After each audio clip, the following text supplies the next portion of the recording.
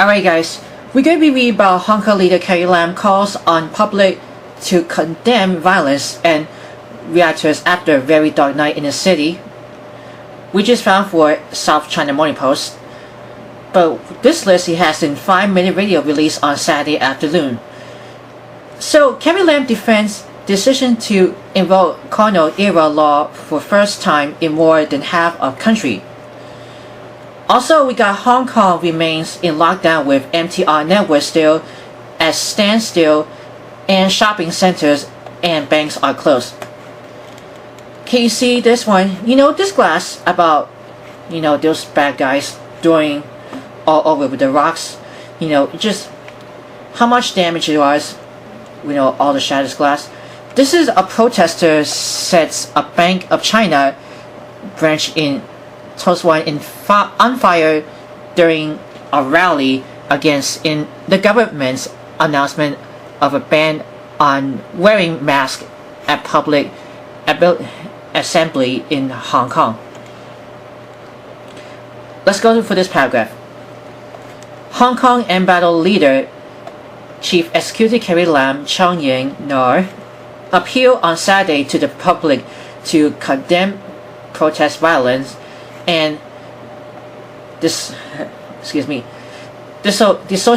themselves from riot, saying the chaos they unleashed across the city the previous night after the announcement of a ban on the wearing of face masks at public assemblies was the reason such as controversial restrictions had to be imposed in the first place. In a 5-minute tape video released on Saturday afternoon, a grim-faced Lam, flanked by 14 of her top officials, slammed those who were responsible for the outrageous rampage. After rioting mobs trashed MTR station, set a train on fire, assaulted railway staff on Friday night, the entire network remained closed on Saturday, depriving citizens of their primary mode of public transport.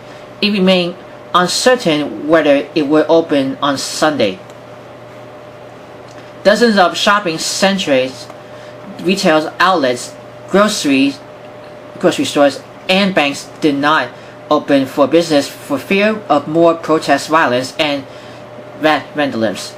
Horribly violent incidents took place in various districts in Hong Kong last night. The extreme act of the mass riot were shocking and the level of vandalism was unprecedented, Lam said. The extreme act of the riot brought dark hours into Hong Kong last night and have paralysed society today. Everyone is wary, announces, and even in fear.